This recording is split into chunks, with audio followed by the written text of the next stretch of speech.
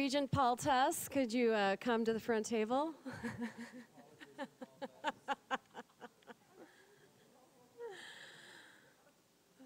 goodness. Yeah, right.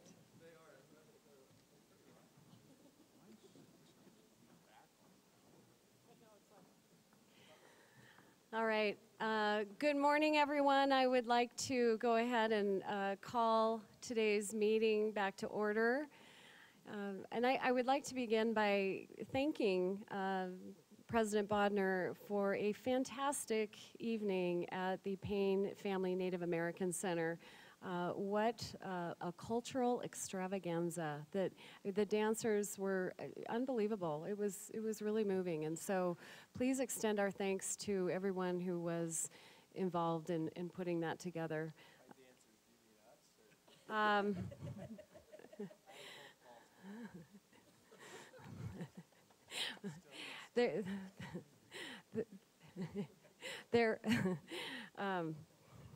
The dancers who were the professional dancers, if I may.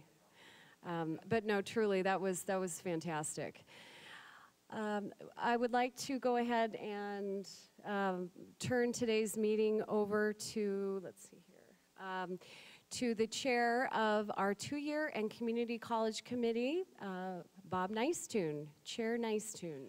Thank you, Chair Albrecht.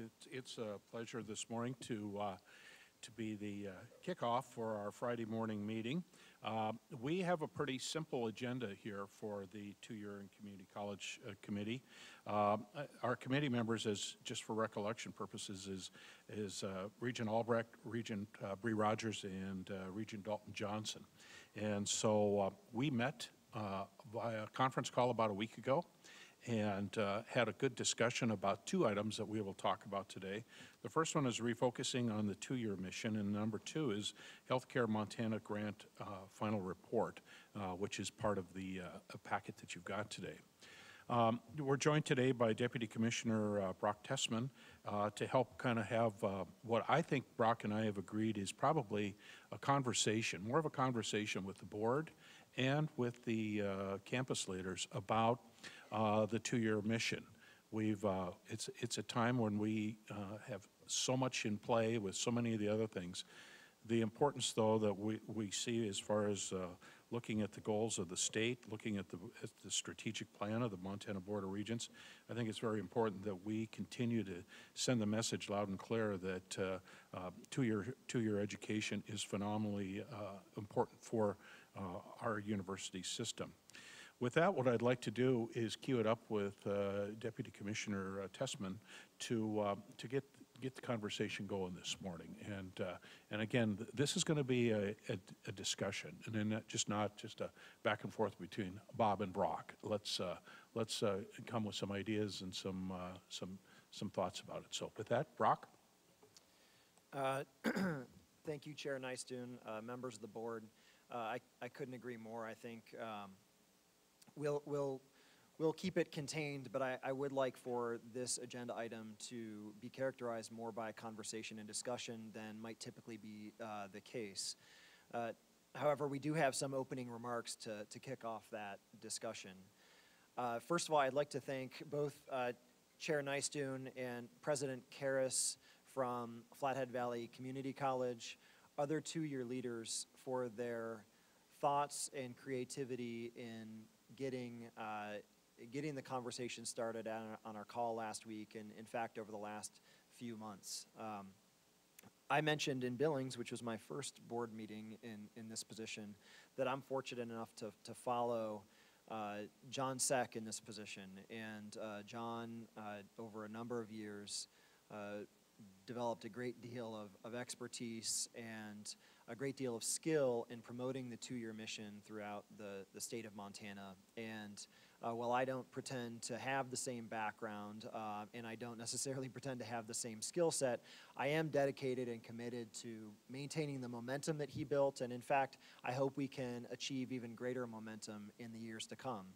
I would open my remarks, and I'll throw it back to you in a minute, Chair Nicetoon, but I'd open my remarks by saying that we need to refocus and reemphasize the 2-year mission, and we need to for a few reasons. If you talk to any industry partner that this university system has, one of the first comments that they'll make is that the system could be more agile, more nimble, more responsive to industry needs in terms of training graduates, training current employees and upskilling those employees so that the Montana economy, Montana communities can continue to grow and reach their potential. The two-year system has got to be front and center in that effort. We need the two-year system in order to respond to the economic needs of this state.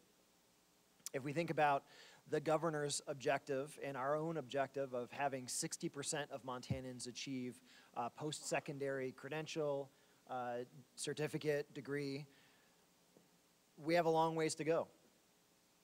We're in, Tyler, what are we, low to mid 40s right now in terms of the percentage of Montanans with post-secondary credentials, degrees, something like that. If we want to get to 60, we'll see some growth, I'm sure, on the four-year front. We should aspire toward that. Most of the growth should and will come through our two-year campuses. So in order to move the needle in the grandest scheme, which is our goal of achieving that 60% threshold, we need to refocus and reemphasize the two-year mission. Chair Nystuen, you mentioned the Montana University System Strategic Plan. So 3 basic points: affordability and access, workforce and economic development, and then efficiency, for lack of a better term. All 3 of those things square so much with what the two-year system has to offer the state of Montana. I think affordability and access goes without saying, both in terms of the locations of our two-year campuses, their connections with their communities, and tuition structures, the ability to complete college credits at a substantial discount.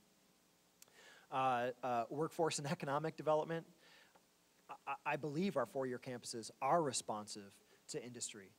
Could do better, but are responsive. Our two-year campuses are on the front line, and the system has done some things, like our level 1 approval process that allows for a quicker turnaround and the ability of two-year campuses to propose degree and certificate programs and offer them in a shorter time span. We've done some things, but we can do better on that front. And certainly with respect to efficiency, I think it makes sense for us to explore new structures, whether they be governance structures or collaborative structures that allow the two-year system to function more efficiently. As I've learned from our two-year leaders, and they truly have been patient with me, I think reached a conclusion, which is that we have a number of tactics which we can employ in the short term. And some of those tactics are already on display. 1-2 free, I think, is a terrific way for us to grow dual enrollment across the state of Montana. I believe that we can continue to seek opportunities for two-year colleges to have an easier way to send their students to four-year campuses, so working on transferability, common course numbering, general education reform, some of the things that Joe Teal spoke about yesterday. There are tactics available, but we need to dig down and take a systems approach. I heard Susan Hay-Patrick this morning talk about the importance of systems thinking and addressing systemic change.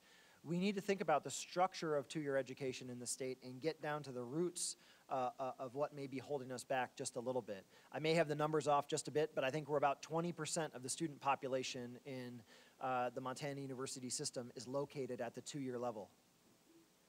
More or less, that's kind of half the national average. And there may be reasons for that number to be different in Montana than it is nationally. I'm not saying it has to align perfectly, but to me, that's a bit of an interesting statistic. And in order to approach something closer to the national average, we have to look at systemic factors. So how do you do that? Well, I think you take some time and you explore some of the fundamental changes that need to be made. And I appreciate the need to explore and to think and to analyze. If you know me or you've gotten to know me over the last few months, you know that's not my inclination. And I do not want us to simply convene a task force and to think for a year or 18 months about how to restructure two-year education. I want us to take some chances. I want us to accept some imperfections in the short term if it produces some positive outcomes in the short term. I was so inspired to hear about the Seamless MSU project and to understand that there's a lot of dirtiness and messiness behind the curtain, but more or less they're producing positive outcomes for the students in a way that's reasonably convenient for students. And I would like for us to take a similar approach with the two-year world, to accept some messiness and imperfection behind the scenes if it means that we can make progress along the way. So, Chair Nystuen, I know you have a few talking points that you can use to get the conversation started and you can use in order to get us refocused on the two-year mission. I appreciate you allowing me a few minutes to express my own view on the matter. Thank you. Thank you, Deputy Commissioner Tessman. It's very well said.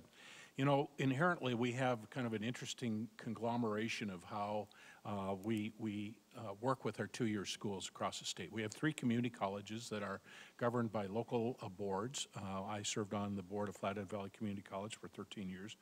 It was great. Thank you, Jane, for all the exposure there to higher education from a two-year perspective, as well as in Dawson and Miles Community College. Those 3 community colleges, along with Great Falls and Helena, are in it every day, just like the four-year schools, as far as trying to drive enrollment. They are out there working hard to do that. So they are not caught up in all of the other activities of a four-year campus. So that really puts City College, Highlands College, Gallatin College, and Missoula College as part of a greater campus environment. And I think inherently, sometimes, and I'll just throw the issue on the table here, that sometimes I'm concerned that those campuses feel like they are, I don't call them second-class citizens, but they are shortchanged or have a diminished role in the scheme of providing education. I know the value that the community colleges have in the area of workforce development up certainly in the Flathead and so forth and so on. But I look at some of the vocational programs, the technical types of training, the transfer impact that they have for our university system here. And I want to make sure that we're adequately dedicating the resources to City, Highlands, Gallatin, and Missoula colleges to continue to advance this. And so I'm curious as to, is that a perception that's real or not from the vantage point of the campus leaders that are here? How are your two-year schools recognized throughout your constituency area, your stakeholders, your communities in the context of the greater good of the organization? How are they perceived? What would we say is they are about in the scheme of the education in your community? So I'll throw that out as an open-ended question to maybe the campus leaders. Regent Nystuen, members of the board, we have several affiliations in the Montana State University side, and for example, with our partners in Great Falls College MSU, all I can say is they participate in the same meetings that we participate. They have a seat at the table with our retreats. Susan Wolf is an important part and actor of those conversations. Same thing goes for our embedded Gallatin College MSU. As recently as 2 weeks ago, Provost Makwa and I had an opportunity to have breakfast with our faculty members from Gallatin College. We have now developed this model where every other year we go to every department, we sit down with the faculty, we talk about what are you doing, these are the goals from the university and the Regents. In turn, the faculty have an opportunity to showcase what they're proud about and ask us questions. And I will say, and I was having this conversation yesterday with Bob Hayatella, our very adept and competent dean. That was a wonderful conversation with our faculty members from Gallatin College, and a great opportunity for Provost Makwa and I, as leaders, to convey a sense of gratitude and appreciation and admiration for what they bring to the table, and a sense of encouragement, right? That we're here to help. Let us know how we can remove obstacles.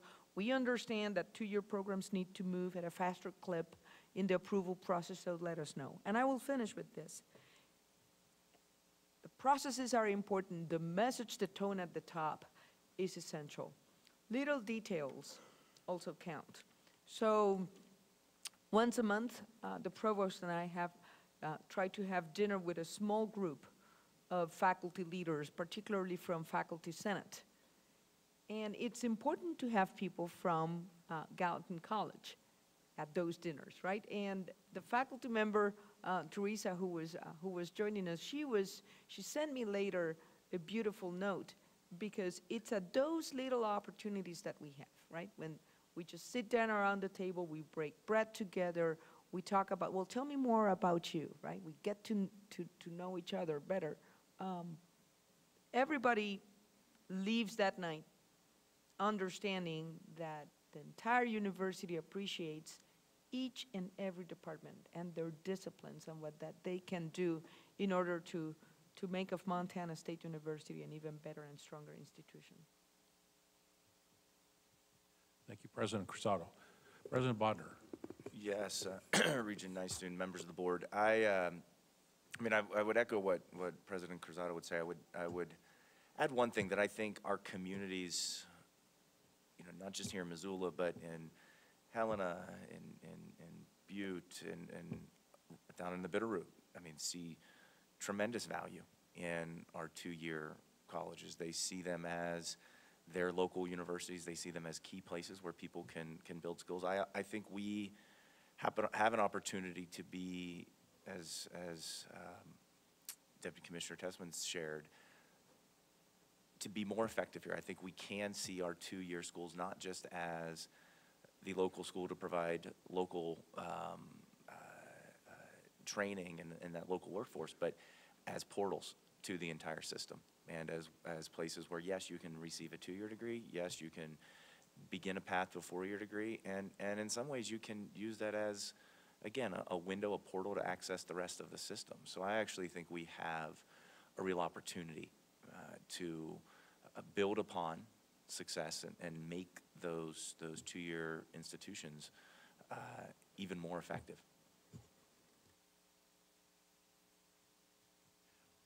Chair Albrecht.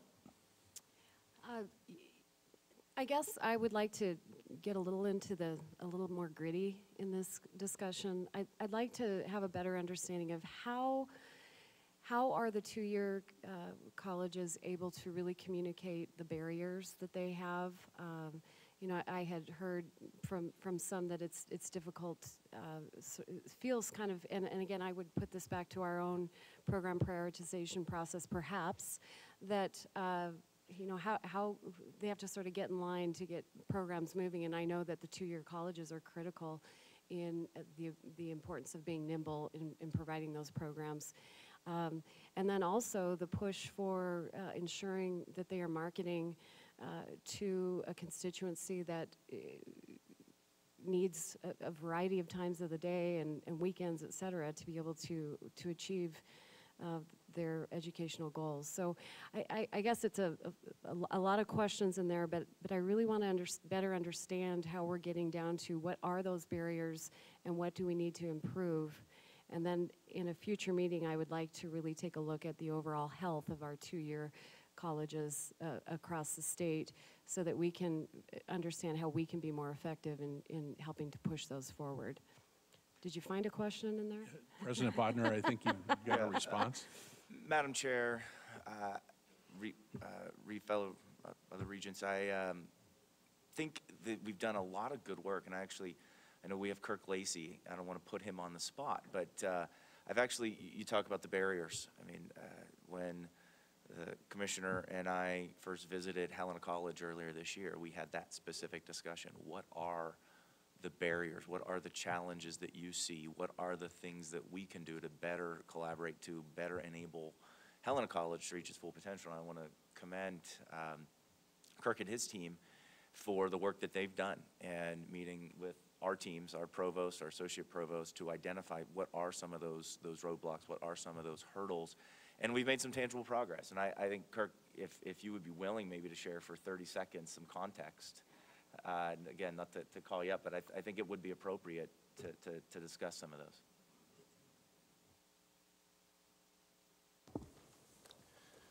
Thanks, President Bodner. Madam Chair, members of the board. We're just excited about the progress that we've made that Seth has referred to. Helena College, as independently accredited, standalone institution, two-year comprehensive institution, is affiliated with U of M. And when Commissioner Christian and Seth came to our campus early last spring, we had a focus of looking at what are the top 10 ways that we can improve the collaborations between Helena College and University of Montana, not just the Mountain Campus, but also collaborations between the two-year institutions, Helena College and Missoula College. And so we went through an intensive process to do campus-wide surveys, focus groups, and we identified a set of priority goals for improving transfer, improving academic collaborations between the institutions, and both two-year and four-year, as well as a graduate.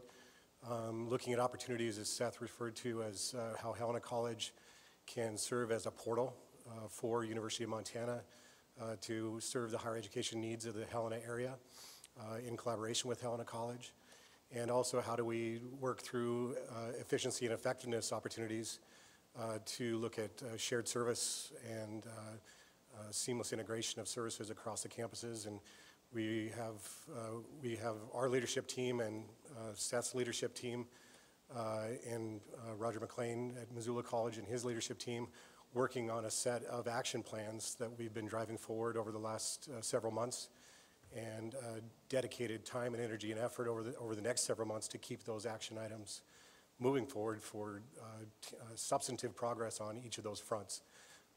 Student support and success, shared services, and academic collaborations. That wasn't 30 seconds, I apologize. And Madam Chair, I think you asked specifically about academic programs and meeting the needs, and I think it doesn't necessarily mean adding new programs. It means how do we deliver programs that already exist in a way that's more effective and in a way that serves those who potentially are place-bound in Helena. And it's not ready yet, but one of the things we talked about yesterday is a paralegal program that Kirk and his team have identified a path to say, how can we have the first year of Missoula College's paralegal program delivered in Helena to serve the needs of those who are in Helena, but then we can have the second year, and I think we're working through the details. Again, it doesn't necessarily mean putting new programs on the books and building duplicate offerings, but it means delivering those offerings in a coordinated way that serves the needs of Montanans where they are. I think that's where there's great promise in our two-year system, and I think we're making some very tangible progress on that. Rock. No. On the topic about more granularity and details, one of the topics of conversations that we had with Great Falls College, MSU, and with Gallatin College, it's paying attention at the length of time that takes our students to complete their degrees, and to pay attention particularly to the summer month. What kind of offer do we have in the summer month? We do a great job offering 2 years. Our programs, our faculty are revisiting it to make sure that we understand that we need to deliver it in a timely manner. But sometimes we are allowing the tradition of the old academic year to stand in the way, and we're asking those students not to enroll during the summertime, when that might be a good time for those parents, for those students to make optimal use of the summer month. So that's another important conversation. It's just paying attention to every little detail, walking a mile in students' shoes as to be able to identify those little details, and recognizing, as we learned with our prerequisite conversation, that time is the enemy for our students. The longer it takes for them to complete their college degree, the higher the probability that they will abandon school altogether. Thank you, President Cruzado. Deputy Commissioner Tessman. Thank you, Chair Nystuen, members of the board. Really appreciate some of the really good points that have been developed already in this conversation. Regent Albrecht, you mentioned that you'd like to, at some point in the near future, have a more thorough assessment of challenges and opportunities. I think you've got a good start this morning. I have spoken with our two-year leaders. We have a retreat scheduled for the very early part of the new year. We have calls that are scheduled. We're working on this. As a point of context, I would expect that in the at the March meeting, or perhaps at the May meeting, we'll have a fuller report and an operational plan, not just kind of a vision, but an operational plan. So as a point of context, a second point I'd like to just add is that in speaking with our two-year leaders, we know that this board, this audience, in fact, has an appreciation for two-year education. I asked my team to tell me what we've done as an office to demonstrate the value and efficiency of two-year education, and they said, look, we've put together presentations, they've been at the board, the numbers are compelling, and I believe they are. In fact, the primary audience for this conversation may not be in the room, and Superintendent Arnson was here yesterday. It may be more of a K through 12 audience that we need to reach, and I'm talking about students, their families, counselors, teachers, high school administrators, and changing the narrative perhaps at that level so that more and more communities in high schools understand that the two-year system in Montana may very well be the best option for many more of their students than they think. It's not a second option. It may be the best place to receive developmental education with faculty who are trained specifically to deal with students who need some of that developmental work. It may be the best place for flexible delivery for students who do not wish to attend college between 10 and 2 on Tuesdays and Thursdays, but instead are looking for different formats. It may be the best place to upskill or receive a credential that positions you quite well in the workplace. If I'm not mistaken, I saw a statistic that in a number of fields, the earning power with the associate's degree is actually higher than the earning power with a bachelor's degree. And that, just take that for what it's worth. It doesn't mean that that is the only criterion through which a student should determine their choice between 2-year and 4-year. But for a large number of our students, that 2-year option may be the best option. And so I think at the K through 12 level, we need to do an even better job of reaching out and expressing the value of K through 12. Thank you. Mr. Commissioner. Just to follow up on that, I mean, I think that's a lot of my opening comments yesterday. You know, we look at areas of growth for us. We oftentimes assume the conversation is about the flagships, and what I said in Billings, I think a lot of students have that part figured out. And I think the students that are headed to the flagships know what they're going to do, and they know where they're going to go. But we have in our 2-year sector some of the greatest opportunities that are yet to be discovered, right? And they're the institutions with the lowest amount of budget for marketing, for branding, for recruiting. I think part of this, and when we talk about what we may be able to do with a single portal, what we may be able to do recruiting more at a state, especially in-state to our K-12 and through our K-12 partners, that's what that's about. And I think that's introducing a lot of students that frankly leave commencement ceremonies the last day of high school and aren't sure where they're going to go next, but yet all the data would suggest they're better off by far to do something. That's the group we've got to capture. And again, it doesn't matter where they go, but I don't think they know what the options are. I don't think they know what's in store. And that's why I really think that 40% is a huge focus for us. I think the benefactor of that could primarily be in our 2-year sector. That's not moving anybody around. That's telling new students that aren't yet going what the opportunities are. And so I just think there's a world of chance and hope for us here and for the students that we engage to participate at one of our 2-year institutions. But we really don't have the word out. And you know, it's not for lack of trying on behalf of the 2-year institutions, but we have them sort of strapped with no budget, no market, ability, little branding, little connections. You know, they're not talking about negotiating multi-million-dollar deals with one of the name hunting organizations.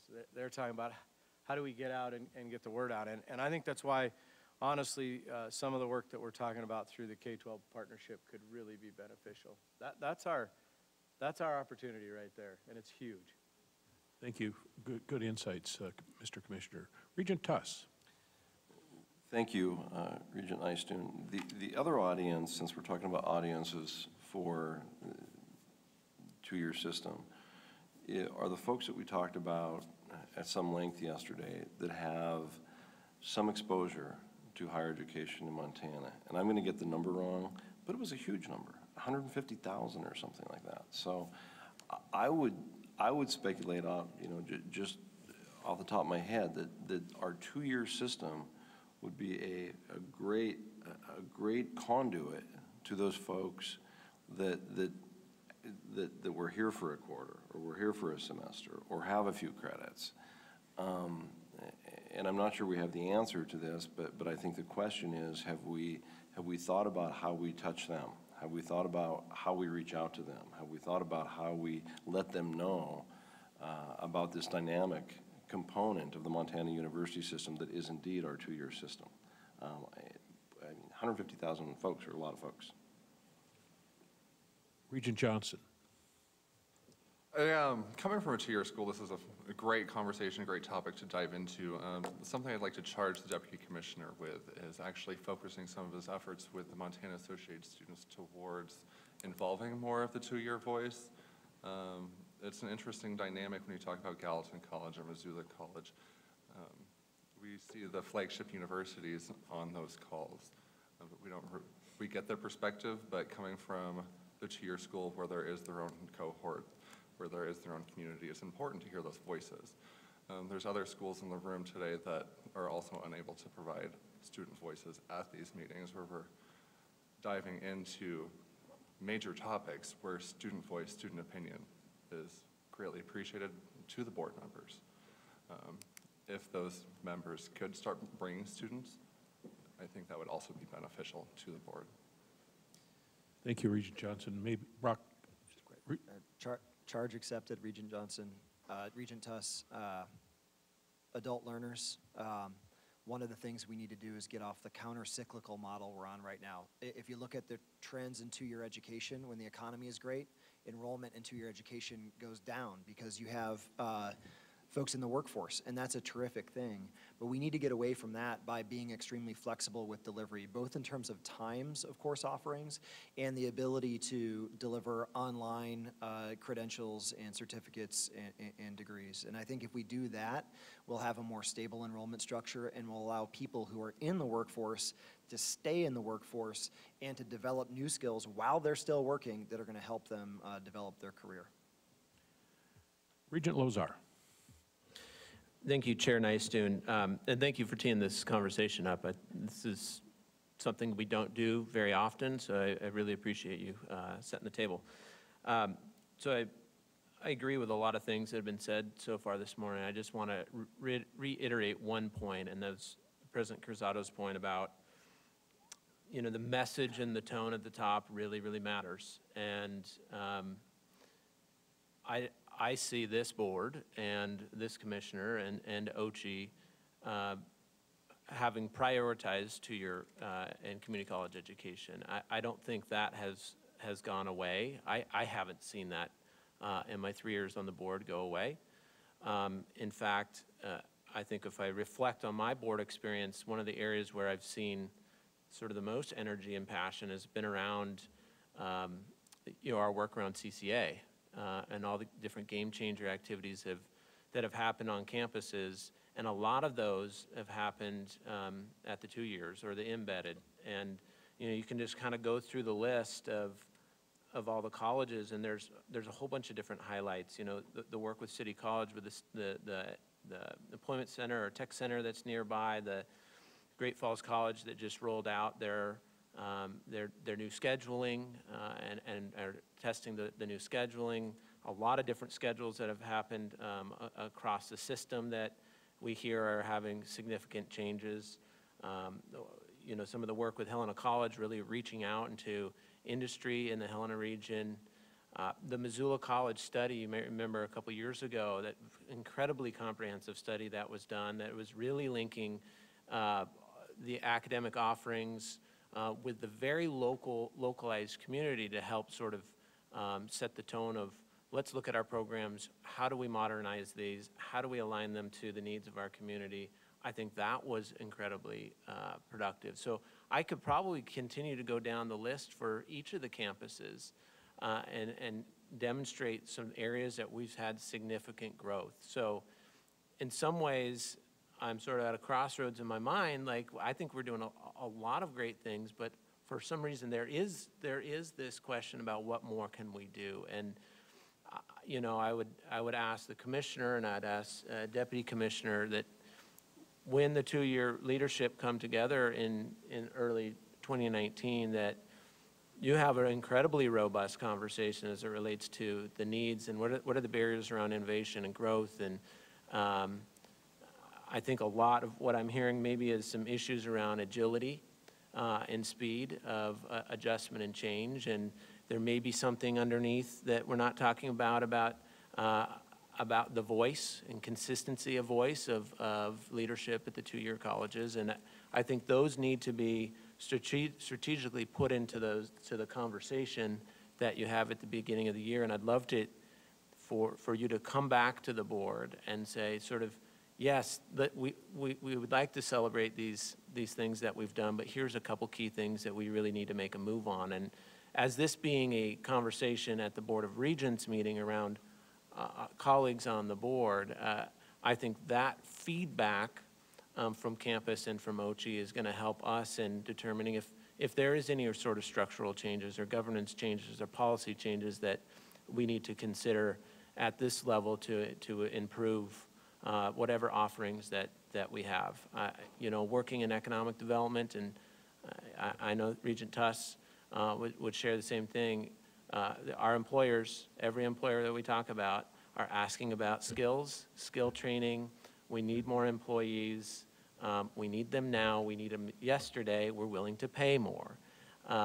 Yet we're having a conversation about how do we retool and how do we really leverage the 2 years. So obviously there's a great opportunity for us in Montana to do something different or enhance something that's really, really working. We just need to know what it is, and I think this board really needs to know sort of what our role can be in sort of accelerating progress in the 2 years. So look forward to the report back in maybe the March meeting. Thank you, Regent Lozar. Regent Sheehy. I'd like to follow up on Casey's comments. Not a member of this committee, but I attend a lot of things where we hear about the two-year colleges, and all of them, many of them have been related by Casey. It sounds like you're looking for the board's prevailing view on support for two-year colleges as you move into this new phase. We have a new deputy commissioner. We have this summit coming up with all of the two-year colleges, and so I add my voice, supportive. Absolutely. I can't remember in my term on the board, really I can't remember any initiatives regarding two-year colleges that we haven't worked really hard to fulfill and to support and to implement. So I continue on that vein. We don't have an action item today. Go forth. You have my support. If you're looking for really I think there's I hesitate to use the word unanimous because you all got your own opinions, but very supportive at the committee level, at the whole board level. And we always try to be agile because that's the role of the two-year colleges in response to your action items. So we will continue to do that, I think. Thank you, Regent Sheehy. Regent Rogers. I'll add my voice of support as well. Reflecting on Regent Lozar's comments, leadership from the top is so important. I'm so proud of the leadership that we've received from our flagship universities and from our presidents of our colleges. I think also it's a bottom-up approach, just as we've discussed from the K through 12 level, having those guidance counselors bought in and selling that vision of what the future could look like is so vital, and changing the hearts and minds of our parents and helping folks understand what the opportunities that exist and how it can not only better your life long term and your earning potential, but also your health outcomes. I mean, there's so many opportunities there. And finally, the other theme that I'm hearing a lot about is once we get them there, and making it very easy to access that, then the transferability piece. Those students I've heard from other campuses are incredibly motivated to get to completion, and ensuring that, as we've heard from Regent Johnson, how difficult it can be to transfer between the different campuses at times, making sure we're doing everything we can to make that smooth. Thank you, Regent Rogers. One of the things that we recently kicked off here in Montana, it was a bold move, was the 1-2 free program. I know it kind of took off with a bang. It's kind of a really cool way of posturing or positioning, come and get some credits, college credits for free. But beyond that, what are our campus leaders, what should the Board of Regents be doing to put more wind in the sails of 1-2 free? How do we engage more than just it's out there? President Karras put together a kind of a recap of the great attributes of the 2-year community college programs here in the state, but one of the ones that she had was the dual credit programs provide great opportunities for high school students to take college classes and receive high school and college credit, both. We all know that, but what are we doing once we have the data, once we have the information about who those students are in high school? It seems to me that's a target-rich environment that we should be mining, and we should be going full force to say they already have a running start on college. Why aren't we marketing the heck out of them with personal calls, information, contacts with them to make sure that they're having success in the classroom, number one, and number two is you now have got a running start to a 2-year or 4-year campus because of 1-2 free. So I'd like to see if there's other concurrence with that is an opportunity we should be using. We're making an expense, it's an investment, if you will, but how do we get a good return on that for the 1-2 free program? Regent Nystuen, members of the board, I think that the key will be in the MUS working in close collaboration with K-12. Our best open door continues to be that high school advisor who can then inspire students to take more courses, to try themselves in this new modality. I'm also thinking, and just to underline what has been said so that we do not overcorrect, the most important message that the MUS can send is that any campus of the Montana University system is open to you, that we do not believe in that mantra of college is not for everyone, that when you're talking about public higher education, college actually is for everyone. And then you will find your door, which is not just 4-year education, but it's not just 2-year either, because there are other problems associated with that. One of the best contributions that 2-year education has provided, in my mind, to 4-year education is to be more sensitive about being student-centered institutions, whether research institutions or comprehensive institutions. We all can do a little bit more in terms of providing that focus.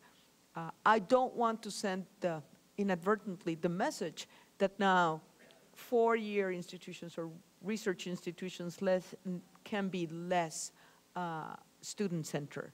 I think, in fact, part of the problem with some of our research institutions in the nation, as I like to tell my team, is that for a good number of years we have been chasing privilege rather than choosing promise.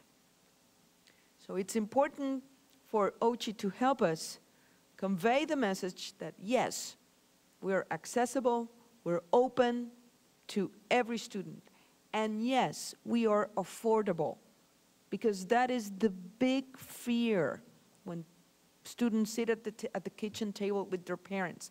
Parents still think that they cannot afford it. And students, some students do not have enough self-confidence to believe that they are college material and that they can be successful in college. OCHI, that's where I need OCHI's help. Access and affordability explained in very simple terms for every family in Montana.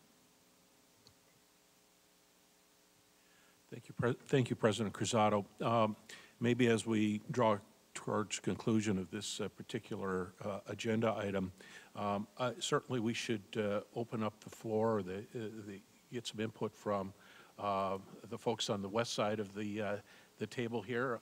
Any campus leaders like to chime in? Have you got some thoughts about the conversation we've had so far this morning?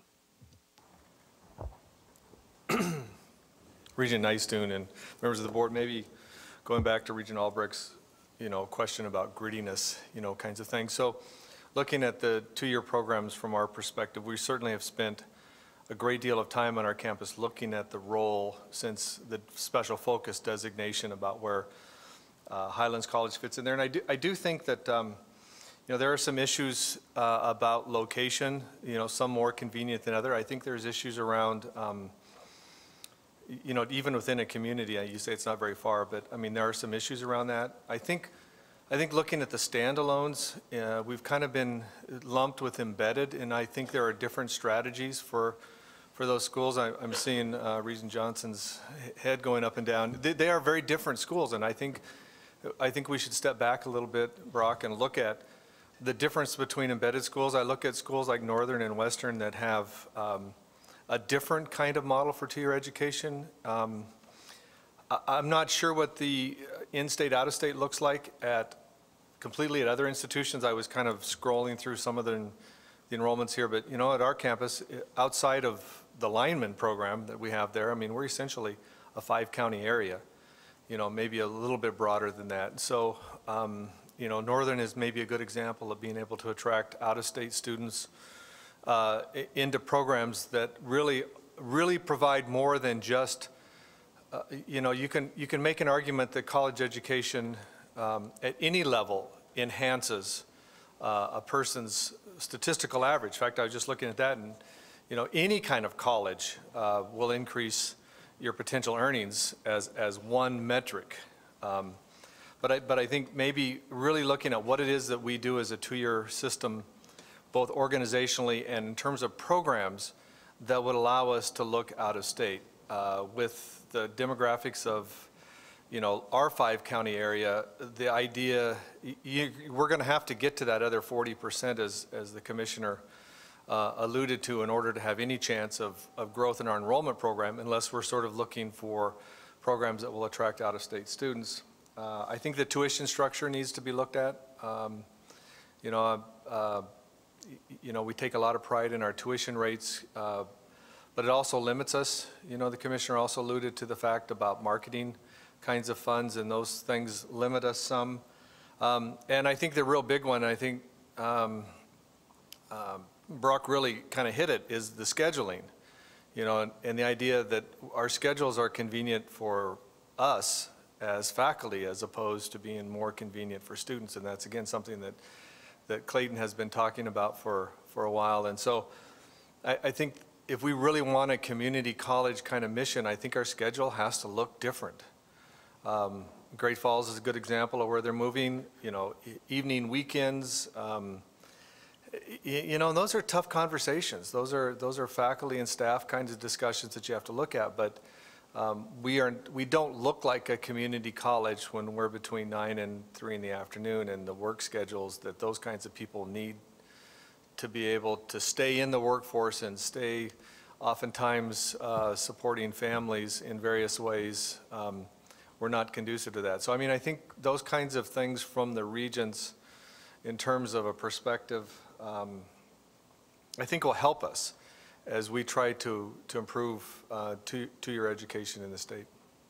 Thank you. Thank you, Chancellor Blackketter. I saw quite a few head nods over there from our colleagues on the campuses.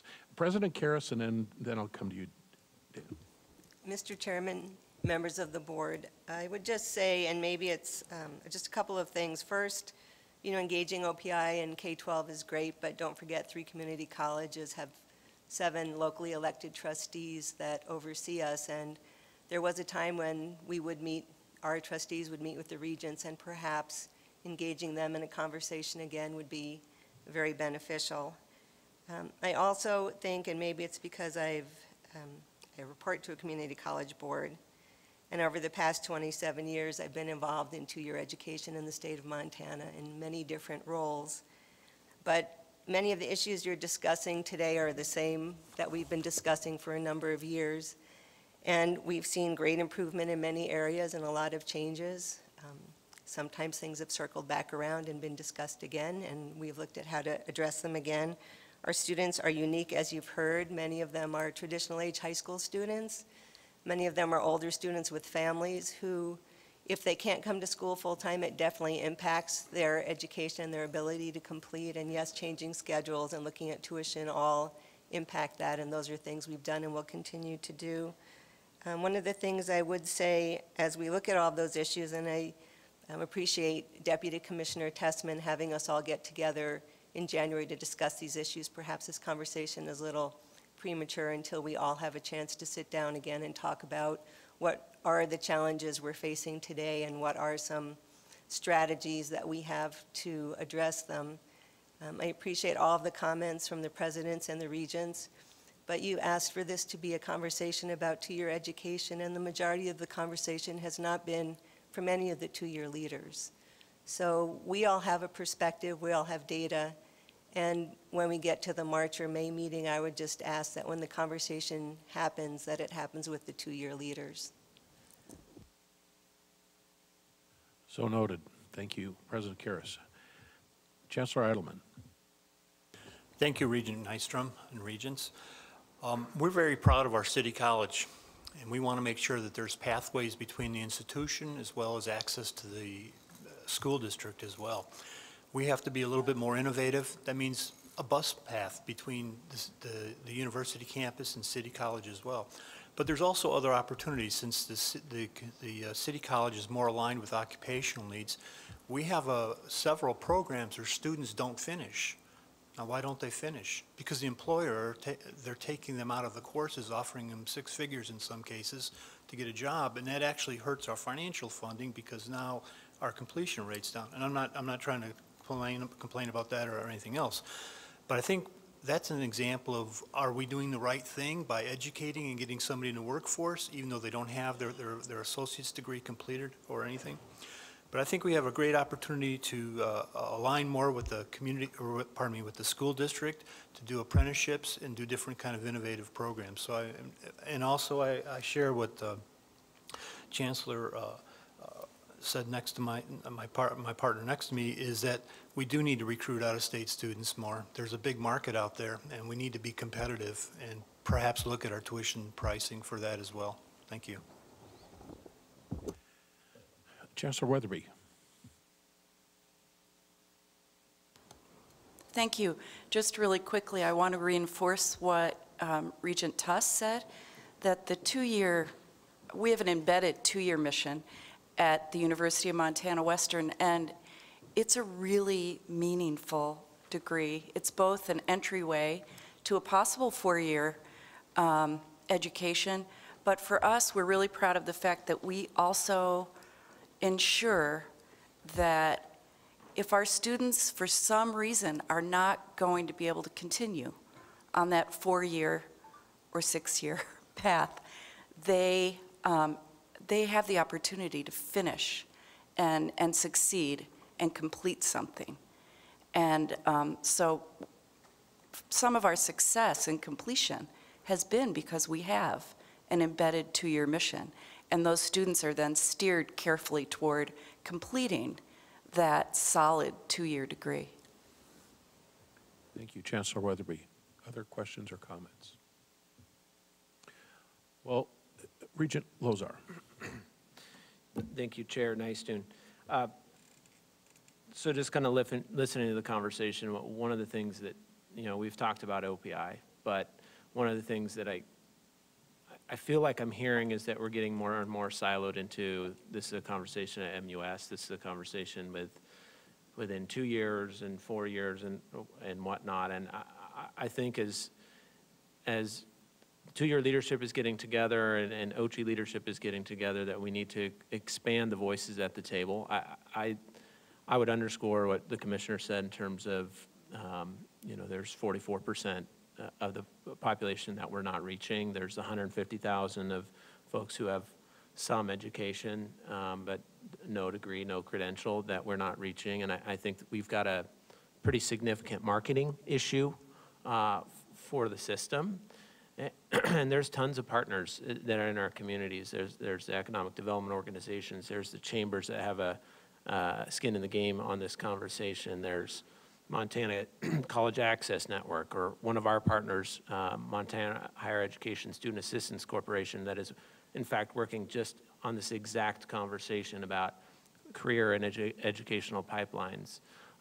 There's articulation agreements with our tribal colleges. What can tribal colleges do, and what can we do with them in partnership? I hope that this is not a conversation that we have in a vacuum. Of course, we need to have the conversation around at the table of campus leadership, but if we're going to come up with a plan and we're going to be expected to be the only ones with the voice that's pushing the plan, I think we're going to fail. And so I would say let's look at the private sector, see what partnerships we can have on, particularly on marketing the great opportunities that exist at all of our campuses, but certainly the great opportunities that exist for our citizens at the two-year campuses. So for what it's worth, you know, I'd put maybe an asterisk in our notes that we ensure that we're going to be diligent about reaching out to folks beyond the system to help us in striving to get our 2 years to where we want them to be. Thank you, Regent Lozar. As we draw a conclusion here to this has been a kind of a unique aspect of our meetings. So oftentimes our meetings are characterized by presentation from campuses, from OCHI, and community leaders and so forth, and seldom do we have a chance to actually have a roundtable discussion about these types of things here. And so I saw, Brock, you took a lot of notes over there. Hopefully that'll provide you some great insights as you gather the two-year leaders together in the next month and a half or so, to provide you some direction that you'd like to take that. So with that, Brock, Clay, any final comments? Okay.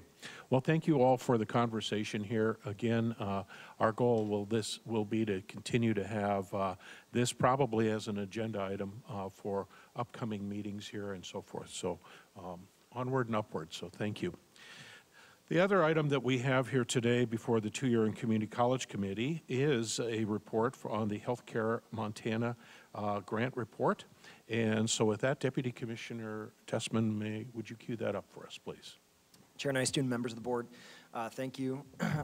Many of you have heard about the Healthcare Montana grant project, which has recently wrapped up, almost a $15 million project. We see many lasting effects throughout the state from this project, and I think we'll continue to see new ideas and new partnerships emerge because of Healthcare Montana. We have Dr. Kay Norris here, who's been the program director for Healthcare Montana for multiple years now, and I think you've seen her report before. She's here today to present the final report for the Healthcare Montana project, but certainly we'll hear more from this project in other ways in years to come. Dr. Norris, thank you for being here. Madam Chair, Board of Regents, thank you so much for this opportunity to talk to you about the accomplishments of Healthcare Montana. As a reminder, the CARE in healthcare stands for Creating Access to Rural Education.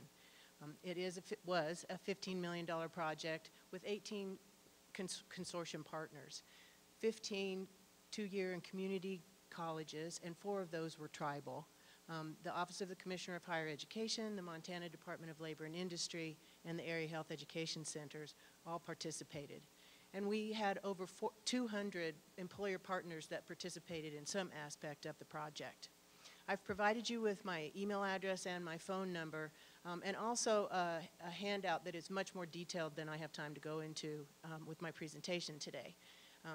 The project was a 4-year project, started in October 1 of 2014 and officially ended on September 30th of 2018. In fact, I just turned in our final report to the Department of Labor, and so that was like a win-win there.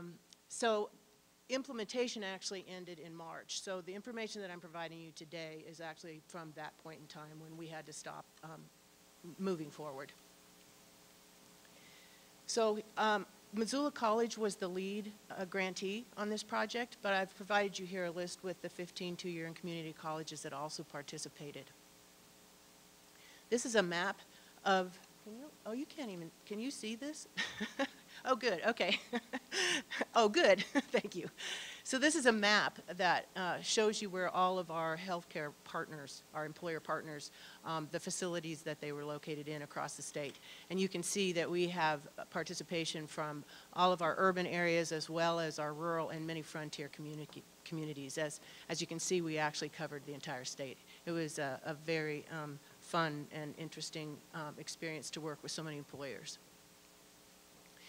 We directly served approximately 3,600 students. We had over 5,000 students that were enrolled in the healthcare programs during the project.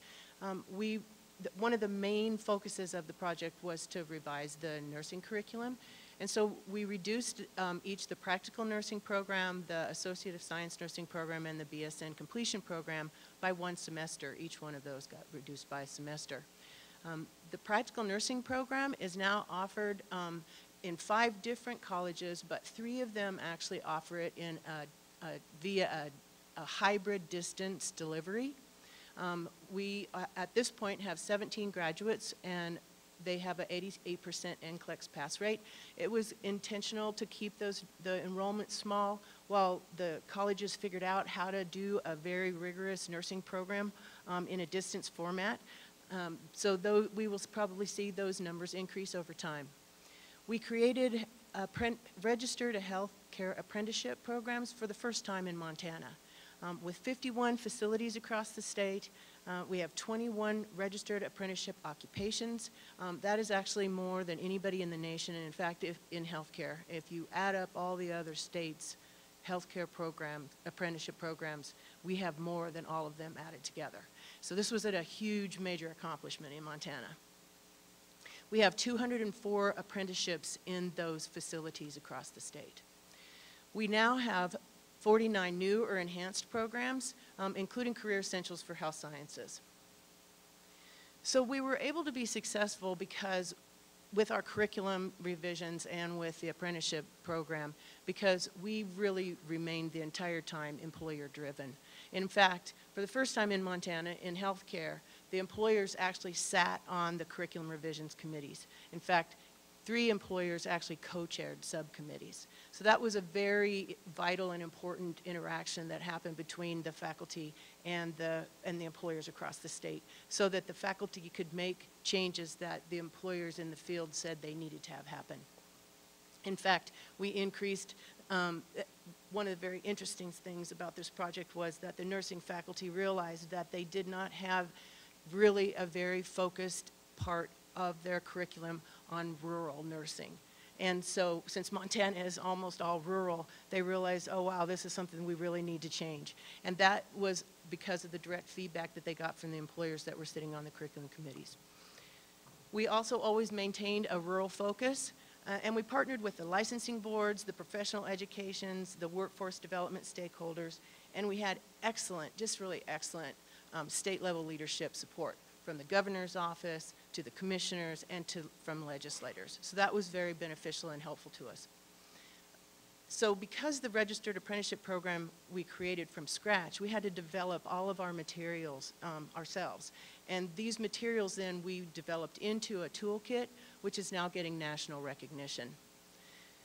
When we worked with our employers, we realized that we needed to partner with the education providers, and we needed to provide them options. So there are a combination of our healthcare apprenticeship programs that are either college credit programs or continuing education.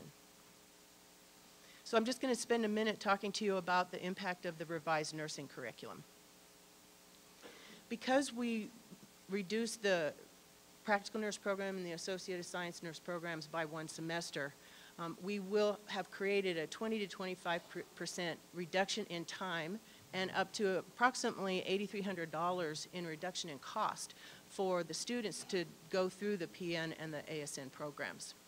They will now enter the workforce 4 to 6 months earlier, and this results in a potential increase of earnings, about $15,000 for the LPNs and about $22,000 for the RNs. The RNs can now complete the BSN in 8 semesters, which is the same as if they had started out at a 4-year university. However, because they already now are a licensed registered nurse, they can actually work while they complete the BSN program, which I forgot to mention in my other slide, is actually now all online. So it's 3 semesters online with a few credits that have to be done in the facility where the nurses are working.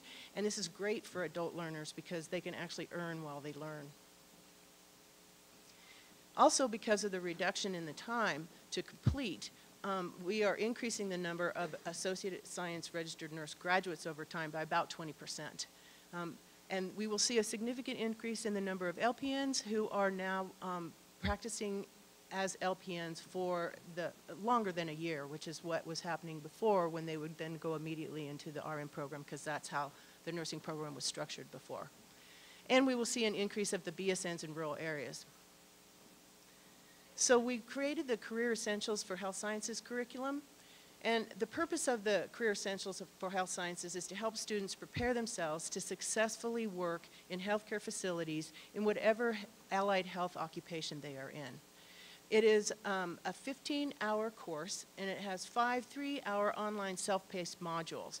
And it's offered for either 0 credit or 1 credit with additional homework, depending on the college and the program. The content areas of Career Essentials for Health Sciences are healthcare delivery systems, oral communication in healthcare, health worker behavior and attitudes, legal and ethical practices and responsibilities, and safe practices in healthcare. And as you can see, this content would apply to any healthcare occupation. So I've provided you here with a map of where the registered apprenticeship programs are located, so you can see they're all over the state. This also provides you a list with all the occupations, the 21 occupations that now are registered as healthcare apprenticeship programs in Montana, and then the numbers of apprentices that are in each one of those occupations. When we reached out to our employers originally, the rural employers, and asked them what some of their major needs were, they said they really struggle with the turnover with their entry-level positions. And so I have some quotes here. So anyway, so that's why we did this combination of continuing education and also college credit apprenticeships. I've provided you here with some quotes from employers who participated in the registered apprenticeship program, but I would just like to tell you that they have indicated to me that having these trainings in their facilities has actually changed the culture of their organizations. They have been able to upskill their current employees. They have created new occupations within their organizations. They now have nurse mentors who are working with the students that are the employers in the organization, and they are providing better patient care. An example of that is a CNA who trained as a restorative aide was working with a resident with her new skills who was wheelchair bound. And after she worked with him, he actually began walking with a walker. And he'd been wheelchair bound for years. So this improving patient care, improving the healthcare workforce so that we can improve patient care is really what this whole thing is about. So I'll talk to you just for a few minutes about sustainability. All of our curriculum that we developed, and I only went into a very minimal amount of what we developed. We developed a lot of continuing education, and a lot of the colleges got special funds to actually improve or develop new curriculum within their institutions, and I didn't have time to go into all of that for you. But anyway, all of that curriculum will continue long after Healthcare Montana is done. And the directors of nursing, as well as the Allied Health Council, continue to meet. Our healthcare apprenticeships will just continue to grow over time. And in fact, I know we're at much more than 204 at this point, but I don't have a direct line anymore, so I don't really know what the numbers are. Because the Montana Department of Labor and Industry, they have now designated a healthcare apprenticeship field coordinator, and they have cross-trained their other field coordinators so that they will also be able to help with the apprenticeship, healthcare apprenticeship process. Our academic, government agency, and industry relationships will continue after this grant funding is done, because Commissioner Clay Christian and previous Deputy Commissioner John Seck had the foresight to realize that what we were doing with these relationships was something that was invaluable. And so they wanted the work of Healthcare Montana to continue on after the grant funding was over. So they created the Montana University System Healthcare Education and Workforce Coordinating Council. And Deputy Commissioner Tessman has a new name for it, or an acronym for it. What'd you tell me today? Oh, you forgot. Yeah, it's beyond my scope of power to name. I just think we have to come up with so HUC2, I think. HUC2 is what he said. So anyway, so the Deputy Commissioner and I have been meeting to talk about how to keep this council moving forward now that Deputy Commissioner Seck is gone. But anyway, with this council, with members of this council, which represent education, government, and industry. In education, the OCHI Commissioner, Deputy Commissioner, Provost, Deans of Healthcare Programs, the two-year college representatives, the AHEC Director, Allied Health Council, Nursing Council, GME Council, and WWAMI all have representatives on this council. And that covers every healthcare program that is offered in Montana. So the opportunity for communication among two-year colleges, four-year colleges, all the various programs will be really phenomenal. The government representatives are the Montana DLI, OPI, and DPHS. And industry, we have members from the Critical Access Hospitals, from the Montana Hospital Association, the Medical Association, the Dental Association, and members at large. So their charge is to advise the decision makers in the state on what are the needs of the healthcare workforce in Montana, to identify priorities, to ensure the healthcare education programs are addressing workforce issues, to identify and recommend resources, and to report to the Commissioner of Higher Education as well as the Board of Regents annually on how are we doing with delivering good quality healthcare programs in Montana, and what can we do to improve them.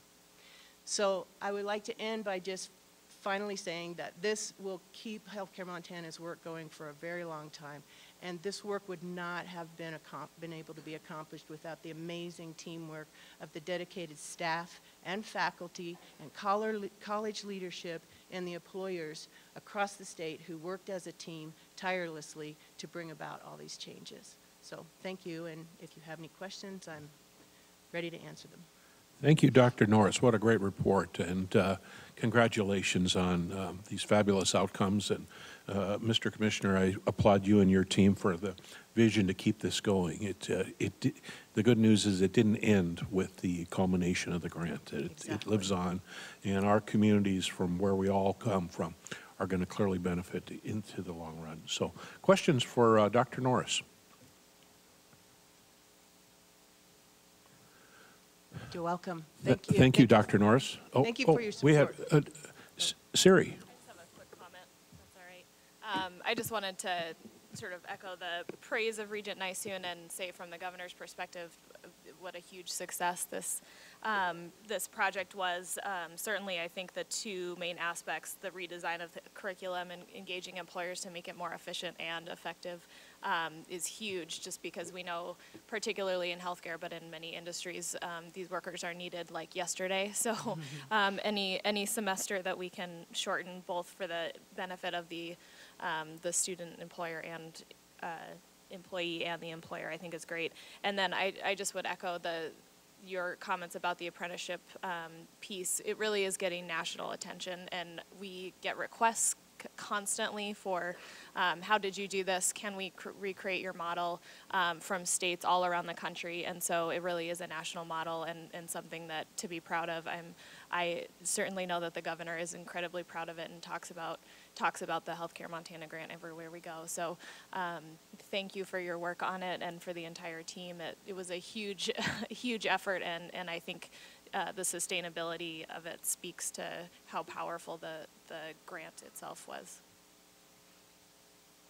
Yes, I continue to get asked to do national webinars talking about the nursing revisions that we did, as well as the apprenticeship program. And there is a national site that the Department of Labor developed with funding that actually houses, that's their open education resource website, and it houses everything that the college has created.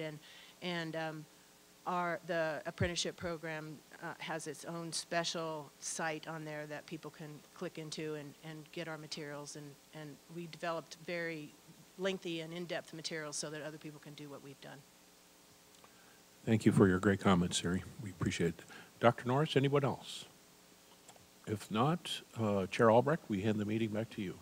Thank you. Thank you. Thank you, Regent Nicetoon. If it is acceptable to all, I would like to just take a quick 5-minute break, and then we will return and finish up with our committee reports and action and 2 student appeals and public comment. If we could just make this quick and return by 5 minutes to 10, that'd be great.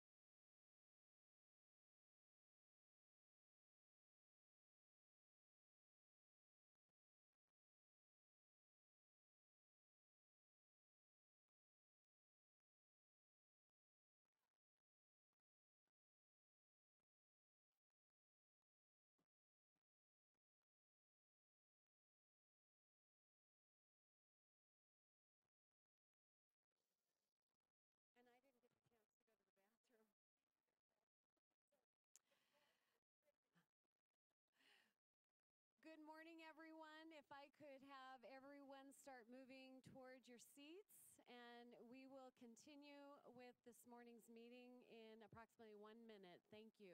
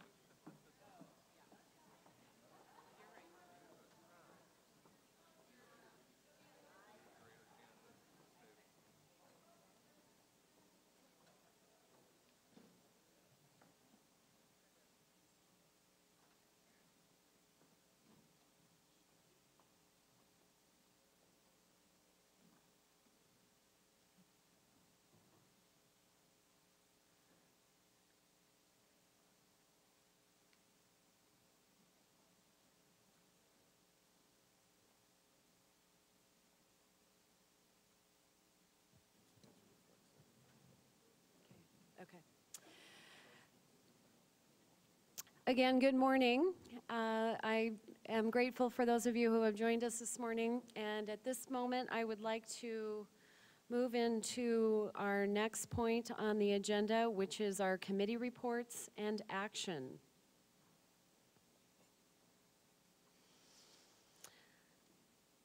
So let's begin with the action items for the Academic Research and Student Affairs Committee. I would begin with action item A, which is an honorary doctorate from the Montana State University for Dr. Lynette Chandler posthumously. I would entertain a motion to approve. So moved. Motion made by Regent Lozar. Any discussion from members of the board? Campuses? Any public comment? Seeing no further comment, I will call for the vote. All those in favor signify by saying aye. Aye. Opposed, same sign. Motion passes. Congratulations, and we look forward to honoring Dr. Chandler in December. Thank you so much. President Cruzado. Thank you so much to the Regents. As you know, Lynette's family has a long tradition and affiliation with not only with Montana, but with the Montana University system. Her father, Weinstein, has been a faculty member at Native American Studies at Montana State University. Her mother, her mother-in-law, Carol Chandler, is the president of the Aninakota College for 17 years. And in addition to that, Sean Chandler, her husband, has been a faculty member in Aninakota College. Sean and Lynette have 2 daughters, and in honoring Lynette, we're also celebrating and honoring her entire family, and particularly her 2 daughters. Thank you to the Regents. Thank you. Action item B, Level 2 Executive Summary. I would entertain a motion to approve. So moved. Regent Rogers. Any discussion from members of the board? Regent Sheehy. I'd like to once again thank the Doig family for their contributions, and I'm very excited about the renaming that's included in this item. Thank you, President Cruzado, for pursuing that. Thank you. Any further discussion from members of the board? Campuses. Any public comment on this item? Seeing no further comment, I'll call for the vote. All those in favor signify by saying aye. Aye. Aye. Any opposed, same sign. Motion passes. Congratulations. Items C and D were approved yesterday, so that will conclude our action items for the Academic Research and Student Affairs Committee. Moving on to action items for Budget Administration and Finance. I have under consent staff items A through C, with item D pulled for action, correct? Correct. Okay. Do I have a motion to approve consent items A through C? I think there's also. Madam Chair, there's also E, F, G, and H as a part of the consent agenda. There is that part of the alphabet. Okay.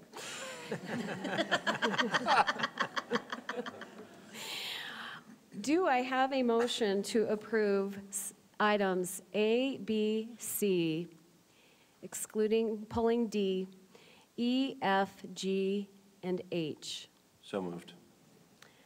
Motion made by Regent Tuss. Any discussion from members of the board? Campuses. Any public comment? Seeing no further comment, I will call for the vote. All those in favor signify by saying aye. Aye. Opposed, same sign. Motion passes. Thank you. I will begin the action items below, beginning with item D, labor agreements. I would entertain a motion to approve the labor agreements, item D. So moved. Motion made by Regent Sheehy. Any discussion from members of the board? Campuses. Any public comment?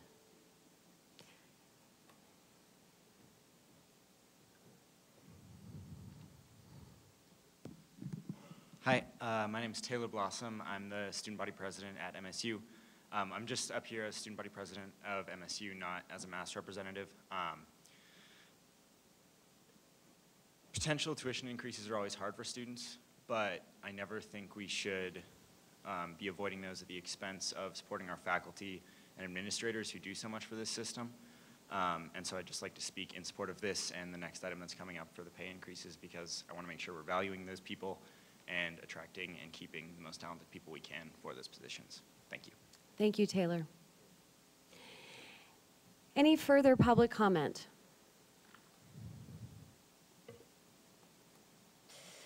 Seeing no further comment, I will call for the vote. All those in favor signify by saying aye. Aye. Opposed, same sign. Motion passes. Action item A, fiscal year 19 pay plan implementation. I would entertain a motion to approve. So moved.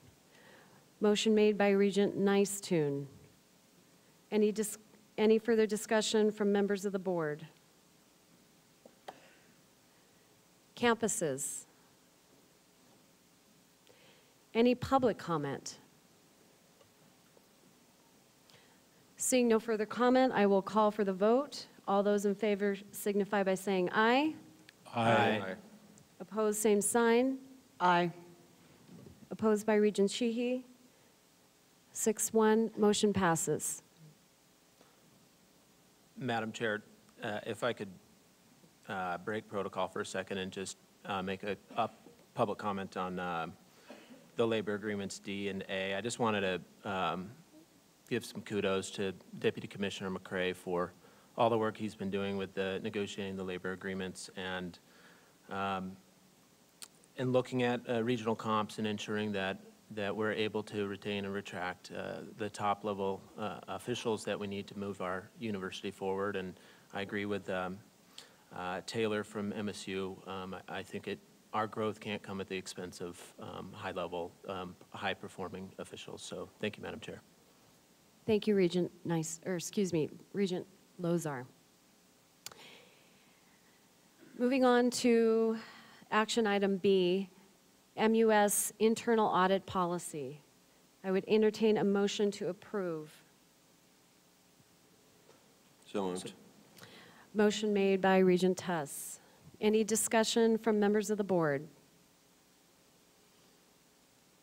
Campuses? Any public comment? Seeing no further comment, I'll call for the vote. All those in favor signify by saying aye. Aye. Opposed, same sign. Motion passes. Action item C, authorization to sell the Mineral Research Center at Montana Tech. Entertain a motion to approve this item. So moved. Motion made by Regent Lozar. Any discussion from members of the board? Campuses? Any public comment? Seeing no further comment, I will call for the vote. All those in favor signify by saying aye. Aye. Opposed, same sign. Motion passes. Action item D, authorization to remodel the Natural Resource Research Center at Montana Tech. I would entertain a motion to approve this item. So moved. Motion made by Regent Rogers. Any discussion from members of the board? Campuses? Any public comment on this item? Seeing no further comment, I will call for the vote. All those in favor signify by saying aye. Aye. Opposed, same sign. Motion passes. Item E, authorization to purchase real property at Montana Tech. I'd entertain a motion to approve this item. Motion made by Regent Nicetune. Any discussion from members of the board? Campuses? Any public comment? Seeing no further comment, I will call for the vote. All those in favor signify by saying aye. Aye. Any opposed? Motion passes. The remaining items are information items and do not call for action. There are no action items in the two-year and community college committee.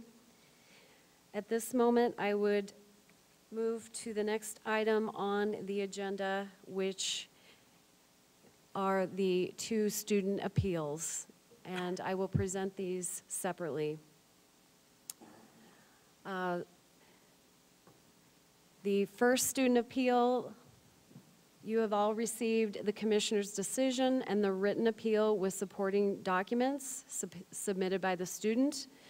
The issue before the board in each of these is solely to determine whether to hear the appeal at a later meeting. Board of Regents policy does not require the board to entertain these appeals if we are satisfied with the commissioner's review and decision. The appeal is confidential, and we will not be addressing the student by name or even identifying the campus involved, nor will we address the facts or the specific issues today. The sole issue today is whether any regent believes the issues addressed in the commissioner's decision needs further review at the board level. If you do not wish to hear the appeal at the Board of Regents level, it is not necessary to make a motion. A lack of action on our part will signify our decision not to hear the case. Are there any general questions regarding this procedure before we go to the appeal? Student appeal number 1, I will entertain a motion to hear this appeal.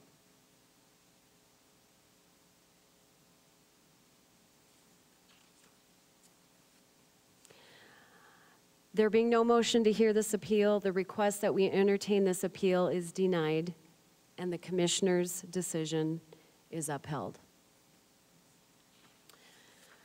Moving on to student appeal number 2. I will entertain a motion to hear this appeal.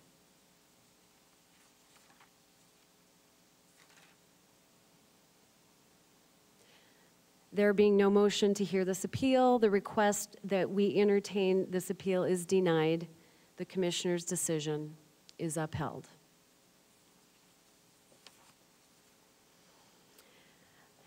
At this point in the meeting, I would invite anyone to come forward for this portion of the meeting for public comment. Please come forward and state your name. Good morning. My name is Candy Lubansky, and I am the chairperson of the Bitterroot College Advisory Council. And I really appreciate your conversation about two-year programs. When I was in Gallatin County, I had the privilege to be on the Gallatin Advisory Council, and it's important work. There are 10 separate campuses in our state, as you know, and that means in addition to the embedded programs, there is one campus for every 67,000 people in our state, and we're a big state. It's an important system. Bitterroot College has been in place for 10 years.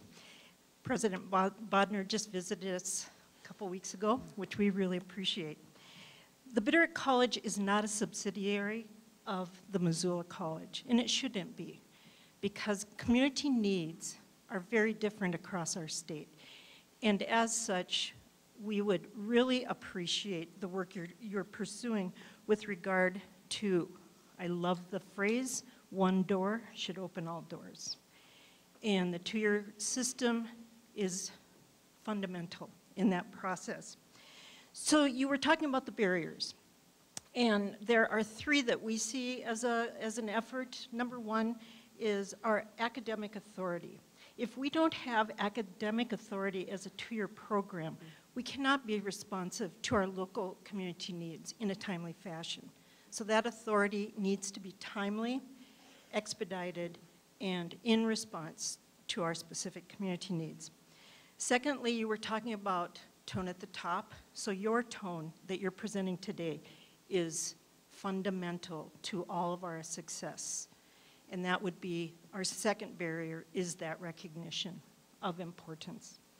The third one, of course, is resources and getting the resources we need to be responsive at the community level.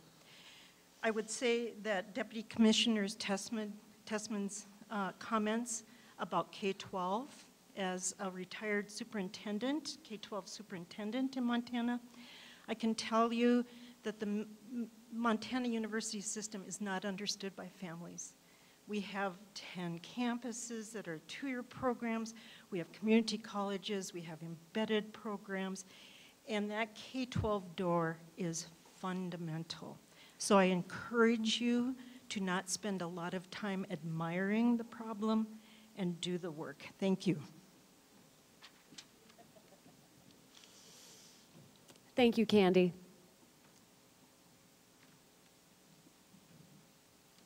Good morning, commissioners and member of the board. My name is Hannah Johnson, and I am the president of the Associated Students of Helena College.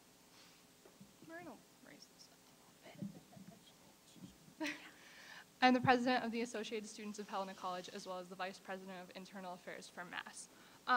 Commissioner Christian, I would just like to speak that I fully support your decision to reevaluate the K-12 direction within the two-year campus system. For example, when I was a senior in high school just 2 years ago, one of my teachers said to me, "Why are you going to a two-year campus? You have so much more potential than that." And honestly, for me, that really did strict me hard. If it wasn't for Regent Dalton Johnson, I would have overlooked Helena College as a potential college altogether. So thank you, Dalton. And as for that, I'm his sister, so. I was going to acknowledge that if you didn't, so thank you. And as that goes, I feel as if I am receiving a better education at a two-year school, and I am succeeding better that way. I would also like to speak to Deputy Commissioner Tessman, wherever he may be. Okay, thank you. And as for this, I would like to also invite up a student representative from Great Falls College. I'll just kick it off while she's coming up. Deputy Commissioner Tessman, Dalton Johnson had kind of challenged you to reach out to MAS to include more two-year members. I strongly encourage you to do this. Since I am the Vice President of Internal Affairs, I would love to be present in this conversation and help you achieve this. Tiffany and I are currently the only two-year school voting members of MAS, and it is very challenging to represent all two-year students when two-year students aren't present at board meetings, aren't on the calls, or anything like this. I know each student government does have its own representation system with their city colleges or Gallatin or Missoula College, so that might be a challenge. However, it is very important that their voices are heard. Tiffany? I'm Tiffany from Great Falls College, MSU. I fully agree with that. On our MAS calls, we are the only two voting members, and I believe if we could get all of our two-year colleges together, we would have a better understanding, more communication, and a better way to figure out all of our solutions. It is really hard to represent just the two colleges, and we're pretty much on the same page. So I think as the other ones, they would have better insight as well if they participate a little bit more in MAS and Board of Regents. Thank you. Thank you. Thank you, Hannah and Tiffany, and thank you for your commitment and your advocacy. We appreciate your time and your investment. Any further public comment?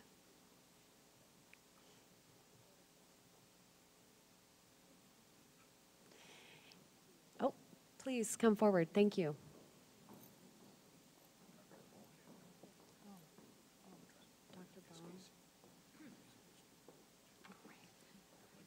Madam Chair, Regents, thank you so much for allowing me to have just a couple minutes here at the end of this packed 2 days. Dr. Sandra Boham, President of Salish Kootenai College. And I have a couple things I want to say. One is thank you so much for giving the tribal colleges a seat at the meetings where we do rotate depending on whose area we're in. But it has been a very beneficial piece for us because we get to hear what's going on with all of you, and sometimes you get to hear what's going on from us. Salish Kootenai College has been probably Dr. Cruzado and President Bodnar are tired of hearing from us because we've been kind of in their ear for the last couple of months about increasing our partnership levels. And we straddle the 2-year and the 4-year programs because I don't know how many of you know that we have 16 baccalaureate degrees at SKC, 23 degree programs in total and 6 certificate programs.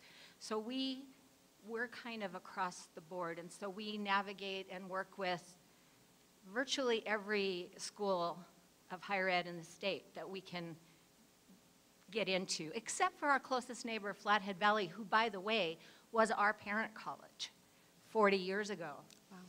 And so, you know, we were just talking, and it's time for us to reconnect and talk about how we're gonna work together in the future. Salish Kootenai College has been, okay, no other tribal colleges are here, so I can say it. We're the flagship tribal college. You know, there isn't anybody better. And that's because of we've had a really good founder, and we all know what the mission is. We all are passionate with what we're doing because we are actually an activist institution. We exist to meet the needs of people in our community, to fill the needs that we have within our tribal communities that we never had. So 40 years ago, in 1977, I was a struggling high school senior who had decided I really didn't think I needed to struggle. Okay, so I wasn't gonna go. I was seriously contemplating not being in high school. My parents, who never went to high school, my mother went to the boarding school at the Ursuline Academy in St. Ignatius, said, no, you have to go to college. My dad, who is from southeastern coal mine, Kentucky, said, no, you have to go to college. My response was, neither one of you did. So why would I go pay somebody to torture me when I'm here in my regular school? And mind you, I had the teachers my mother had in high school, so I said, no, I'm not going to go. Well, this little baby college had started, which was Salish Kootenai College under Flathead Valley. And she said, take some classes as a high school student, and maybe you'll change your mind. And I did, and it did, and now I'm standing here today as the president of Salish Kootenai College. So those 2-year, 4-year graduate programs are incredibly important. And at that time, we had nobody in our tribal organization who had the background and ability to manage our resources or any of those things. We brought people from Boston and wherever. Now, because of Salish Kootenai College and the relationships we have with the other institutions, that is not the case. And most of our natural resources and department heads and decision makers are our tribal people. And that's important. So you all do good work. And sometimes it's easy to forget the good work you do, which is your students. But we appreciate it, we see it, and we are very grateful that you have given us the opportunity to be able to interchange and talk about plans and programs and mentorship, because I will tell you I have learned from many people in this room, because we don't need to recreate the problems. If somebody else has already tried it, they can help us not fall down the hole. So I appreciate all of you, and I just wanted to say thank you very much. Thank you, Dr. Boehm. And congratulations on all that you've done. Thank you. Any further public comment?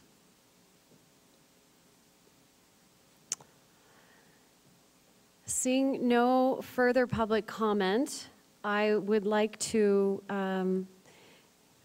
finish today's meeting with a couple of remarks, and then I'm going to turn it over to you, President Bodnar, and then we will adjourn. I would just like to first say that again, express my gratitude to you, President Bodnar, and to your team for the fantastic hospitality over the last couple days. It has been remarkable, and again, there is such an energy here, and I commend you for your leadership. I would also encourage you all to take a look, if you have not, that yesterday was a very big day when you take a look at what the governor chose to include in his budget. As we look across the nation, we are seeing declines in the support of higher education.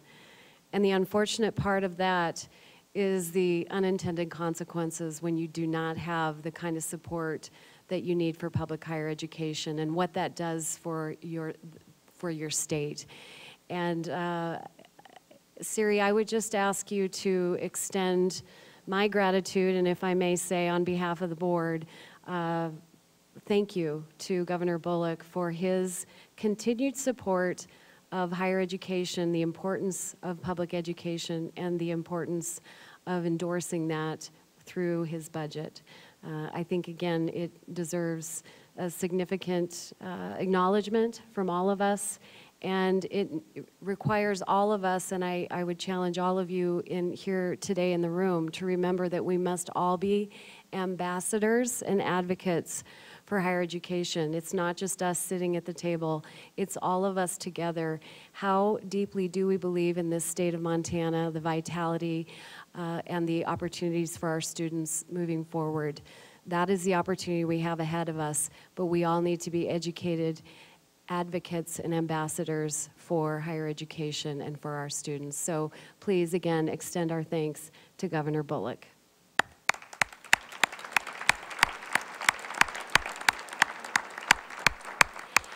And again, I'd like to turn it over, and I know that there is a game, and I will acknowledge that there is a game right around the corner. And I want to commend our campuses across the state for the incredible camaraderie, collaboration that, again, benefits our students, which is most critical.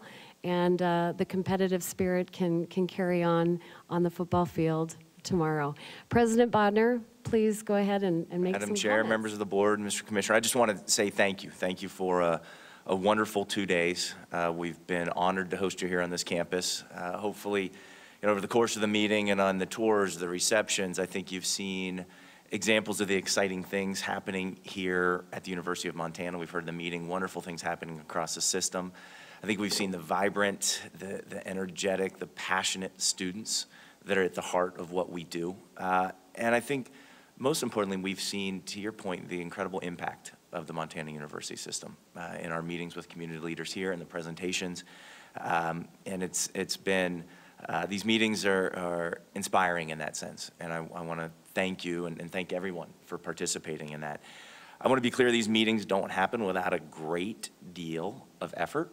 And I want to, once again, we started with a thank you, but also reiterate that thanks to the entire team here at the university that made that possible. Our team in the University Center, Dining, that has worked just overtime to provide us with delicious, sustainable, creative meals over the course of this week.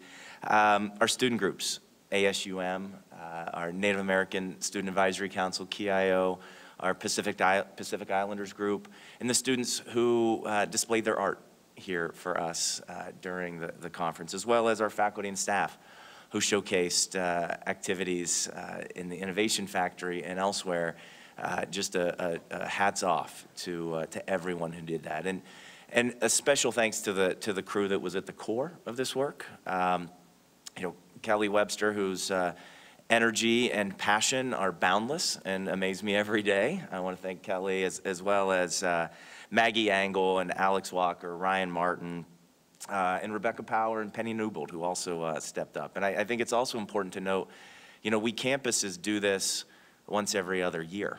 The OCHI team does it every few months. And so Amy Unsworth, to you and the entire team, Amy does a ton of work behind the scenes every few months for these. And thank you to the OCHI crew as well. Fran mentioned it, we have an exciting game tomorrow, and it will be an exciting game. It's a fun rivalry. I got to be honest, I have a team that I want to win, and I have a, I have a fight song that I want to hear more often than the other one. But what's interesting though, and it strikes me because and everybody will know the first words of that fight song, which are "Up with Montana." It's not "Up with Missoula" or "Up with Bozeman" or "Up with Havre" or "Up with Great Falls" or Dillon. It's "Up with Montana." And I would just close our meeting, where you did, by thanking this entire group, because we can joke about fun rivalries on the field, and that is fun. But the work that happens here at this university and across this state and is highlighted in these meetings, and the work that everyone in this room dedicates their time, their talents, their passion to, the work of truly helping all of Montanans rise through higher education. It can't be overstated, the importance of the work that happens here. So I want to close just by thanking everybody in this room for the important work that that you all do every day. So thank you for your time, thank you for your partnership, and have a good rest of the afternoon and a safe trip home. Thank you, everybody.